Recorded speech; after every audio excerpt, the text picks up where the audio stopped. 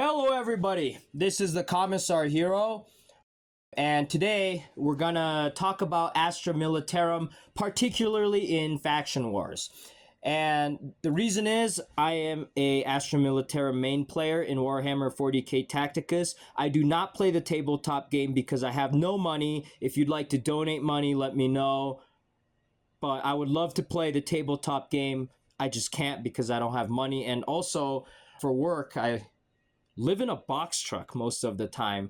And the reason is I'm a Forest Service contractor, so I'm usually living in the forest and I'm not going to commute 3 hours to go to work. So I've decided to have the box truck life. So I don't have a lot of space to have models either. But I am a big fan of Warhammer 40k and I love the Astra Militarum faction. A long time ago I heard about Warhammer, but I joined Tacticus because they had a featured character when you first join, and I saw that he was Commissar Yarrick. He had a cool costume, and remembering commissars from the Soviet Union, I decided to buy him. Hey, he's $5. Why not? He's a cool character, and I believe he started out as a rare character, I believe, and he came with a bunch of equipment, so I figured, why not?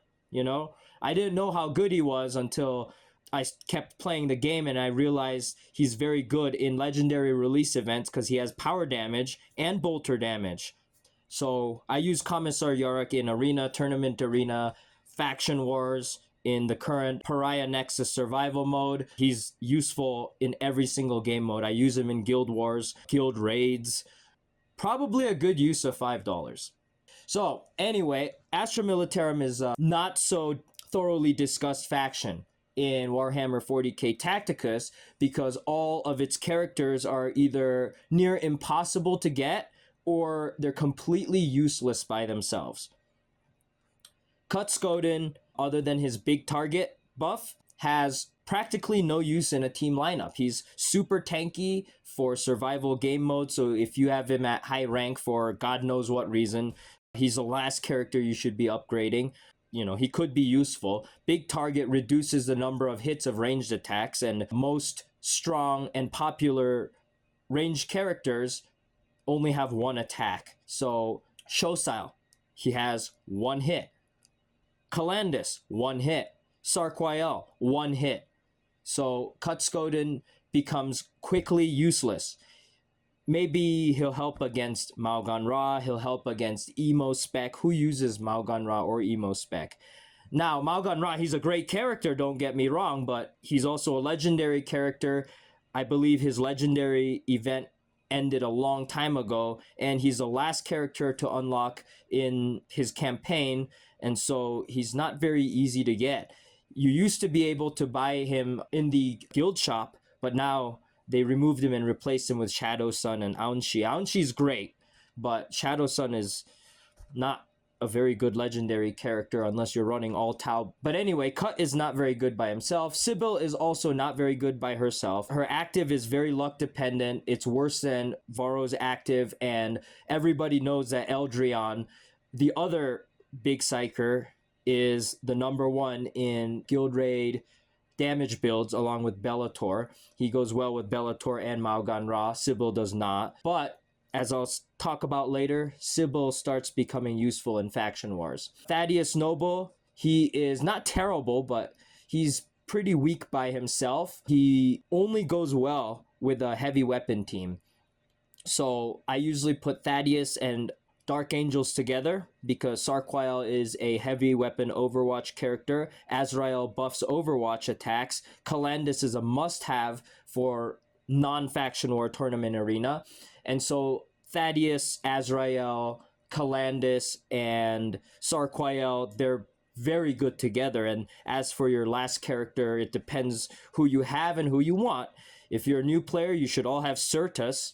He synergizes well. He's a pretty useless character otherwise. I use Barakil just to have another tank on the team because you can't just all have soft characters and no healers. And every other turn, his active is a ranged attack that does a little bit AoE damage, and it's a plasma damage, so it goes well with Sarquael. I like Barakil. If you don't have him, then you could take Vindicta, who has AoE damage, but she's range 2. But she can also attack twice, so she can knock out a couple swarms. She's also Adepta Sororita, so she has Act of Faith. But other than that, Thaddeus is pretty useless by himself with characters that don't synergize with him, which is all the rest of the Astra Militarum. None of them are heavy weapon. Now we get to the general strategies in Faction War, where you can only use entire factions at a time.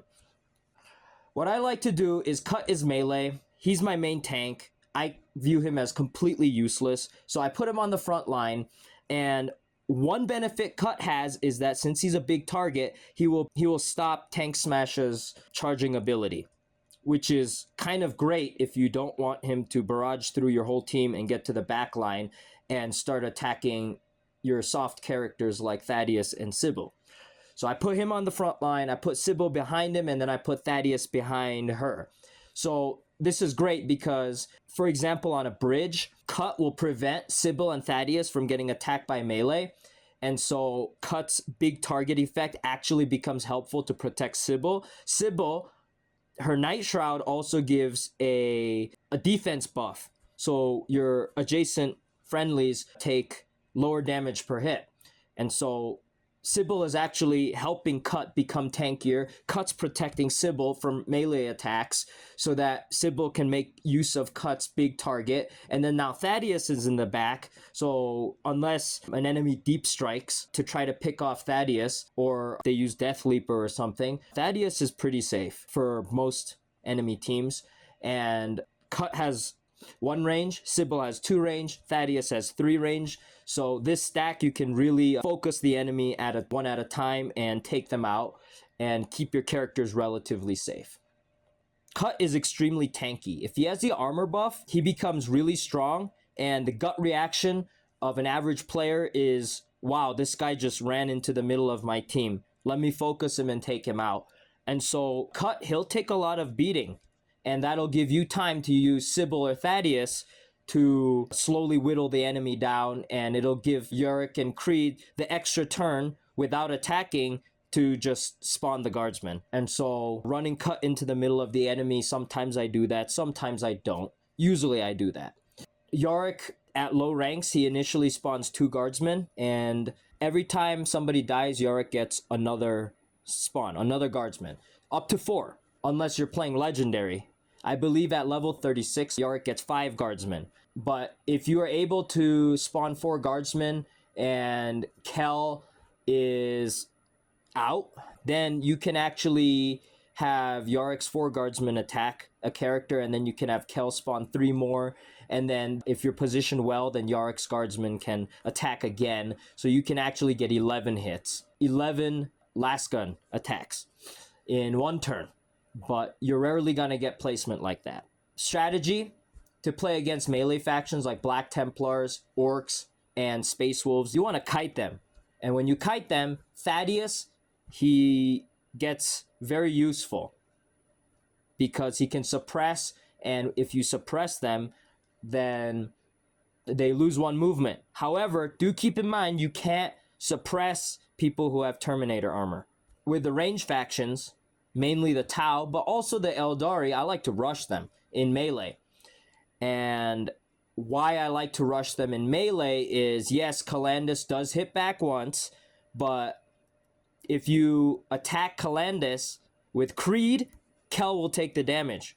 And so I like to rush them. Tau, they have a close combat weakness trait, and so if you can keep your guys within melee distance of the Tau, you're going to crush them very quickly. They're not a very strong faction to fight if you're playing Astra Militarum. So Astra Militarum has no healers, and they have soft characters. Cut is fairly tanky. He's a beast when he has the armor buff, but Sybil, she's personally weak. Thaddeus is one of the weakest characters in the game. At least Malgan Ra has terrifying. Thaddeus doesn't, which I believe makes Thaddeus the weakest character in the game. Yorick, he's like an off tank. He has resilient trait. He does have block, but he has very low health points. So I like to give Yorick health, and we'll go over the buffs in the next slide. Okay, so here we talk about the buffs. Hits. I like to give Sybil the hits because she's a psyker. She has low damage, but her psychic attack can smite. And so you can use her in melee, but it's better off to use her at range. The hits on Sybil, you get 2 more hits, I believe. So it'll triple her psychic damage. Thaddeus can also take the hits. He is a very strong damage dealer in general, and he has range of 3, which is the highest range. He's all around a great ranged character. He already has 3 hits of blast damage, which doesn't have that much pierce, but his damage stat is very high. And so if you give him hits, it'll just make him even more powerful. Melee hits. I do not ever give melee hits to Thaddeus or Sybil unless to prevent the enemy from getting it. But I like to give it to Creed because he's melee only and he only has 2 hits. So Creed's good with melee hits. Cut, he's melee only and I'm going to rush him into the enemy anyway. So I like to give him melee hits. If he can get melee hits and he can get armor buff, then he's a beast. I like to give it to Yorick too if he needs a temporary shield for high power damage. He has 3 power damage hits. Yorick is an extremely strong melee damage dealer, but he's gonna get even stronger if he gets the melee hits and he can one-shot pretty much any other character other than the ones that have MKX Gravis or Terminator armor. So damage. Sybil, if you're playing a kiting game against the enemy, Sybil is good with damage because it'll buff her damage stat. And since Smite goes off the damage stat, it'll buff her main attack and her Smite attack. So damage is really good on Sybil. But I like to give it to Cut because he uses physical damage, which is 1% pierce, or Creed, who uses last damage, which has 10% pierce. The way pierce works in this game, I believe I watched a Nandi video and he explained it really well. The pierce ratio determines the minimum amount of damage that you'll do to an enemy. So if you have 100 damage and 1% pierce, you're going to be guaranteed to do at least 1 damage. But how they calculate damage is your damage stat minus the enemy's armor stat. That difference times the number of your hits determines how much damage you're going to do to the enemy. That compared to the minimum damage that your pierce gives you. So if your pierce gives you more damage than your damage minus the enemy's armor, then it's gonna go with that pierce damage. But if your damage is significantly higher than their armor, then that pierce ratio doesn't really matter.